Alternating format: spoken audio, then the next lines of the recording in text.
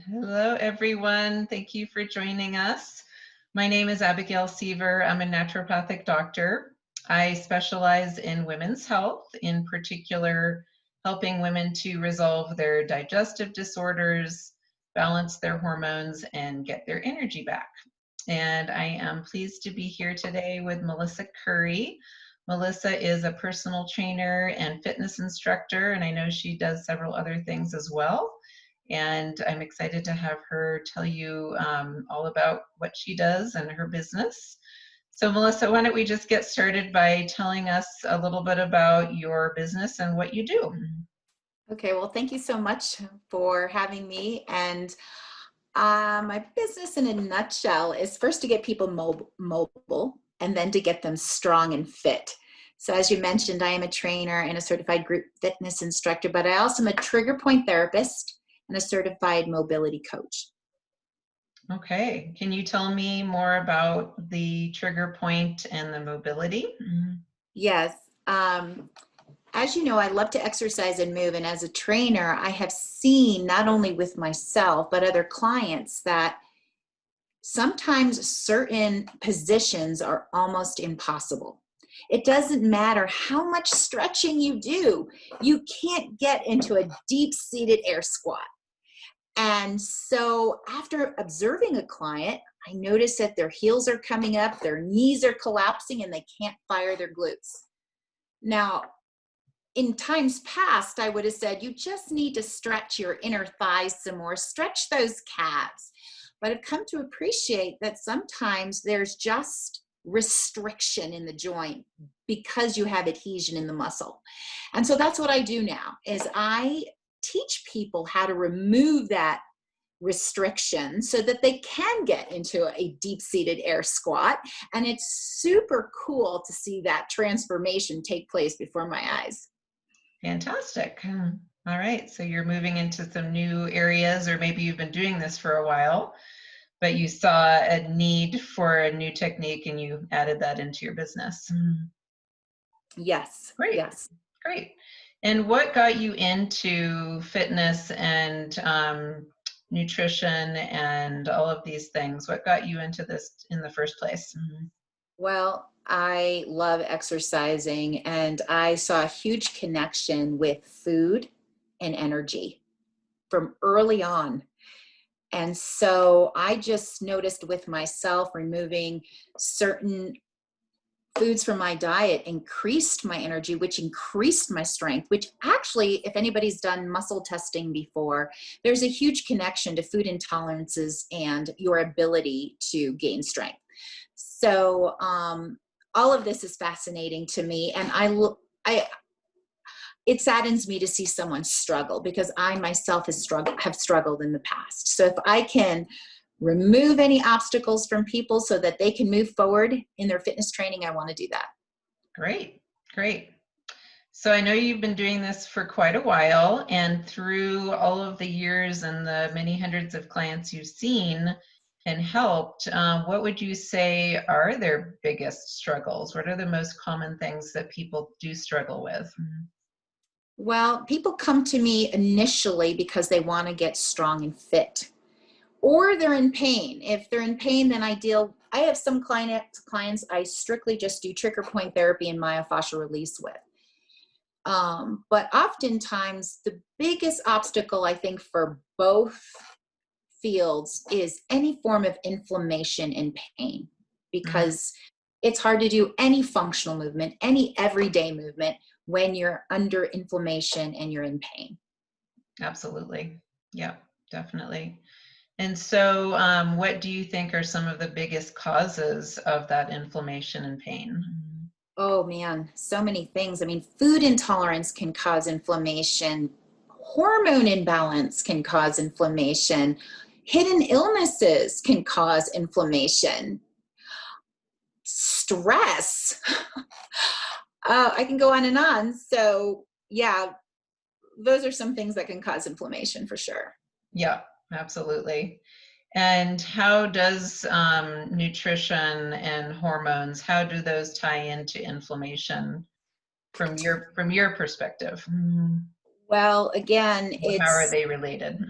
Oh, big, big relationship. Have you ever had a huge donut and then try to do CrossFit? I don't know if you can last for the whole entire hour. I mean, I know some people that might attempt to, but there's a huge connection to what you eat and how you perform. I've seen it over and over and over again. So nutrition, there's a direct link to nutrition and your ability to get strong for sure. Yeah, definitely. And so, what do you think are some of the biggest mistakes that people are making in terms of their diet or their exercise routines, or their lifestyle? I've just seen over the years that not everybody can needs to do the same thing. I mean, when keto was out, everyone's like, oh, I got to do keto.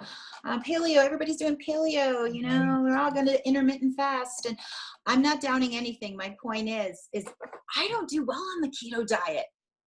I'm a type A and I do better with carbs and less meat. Mm-hmm. So I have seen that everybody is an individual and people need to start listening to their body and paying attention to what you eat and how you feel.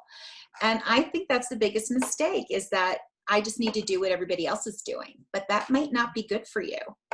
Right. Rather than following the latest trends in diet. And then are there any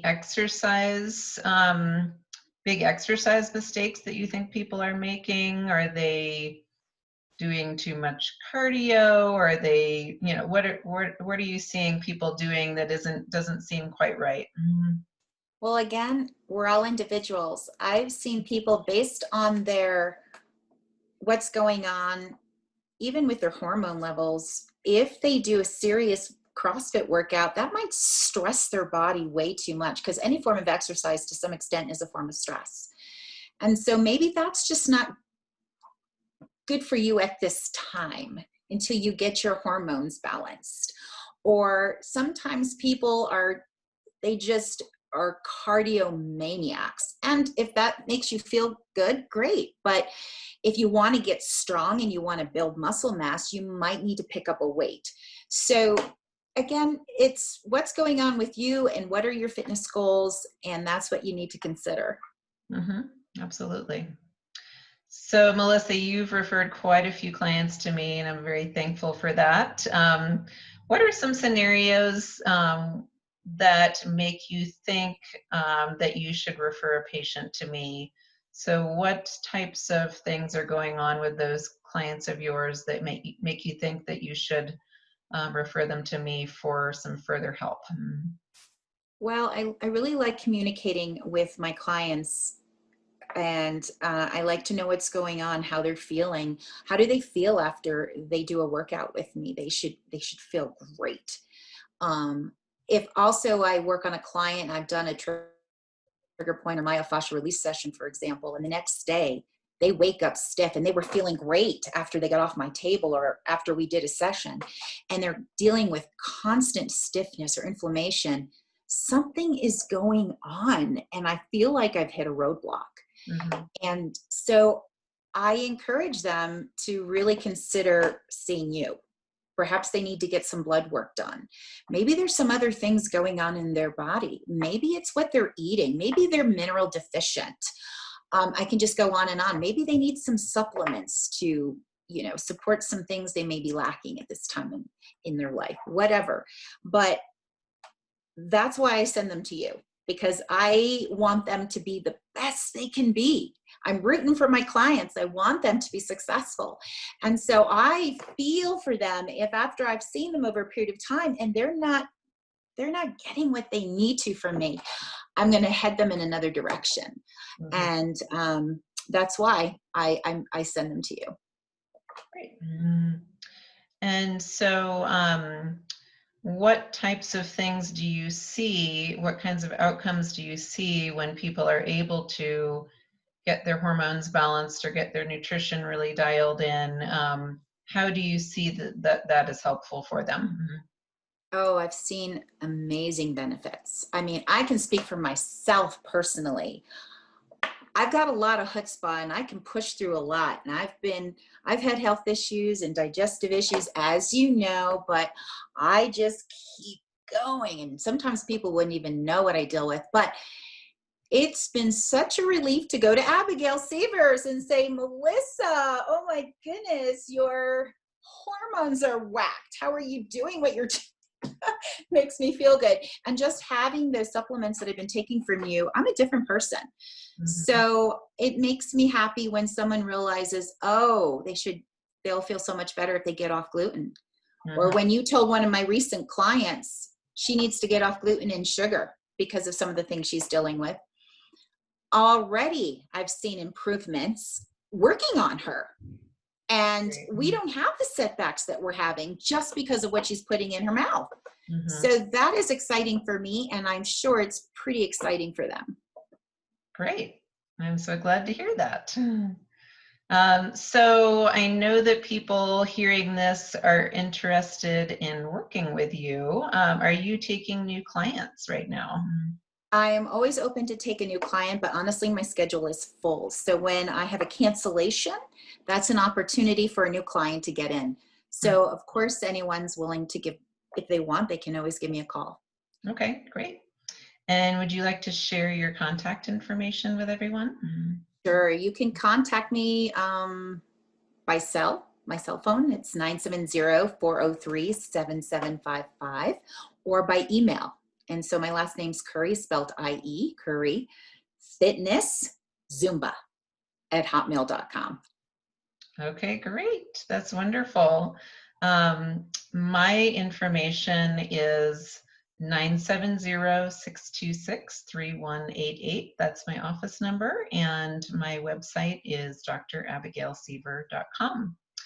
Thank you so much, Melissa, for joining me. I really appreciated talking to you and hearing even more about what you do than I already knew. And I will be seeing you soon. Okay, thank you so much, Abigail. You take You're care. welcome.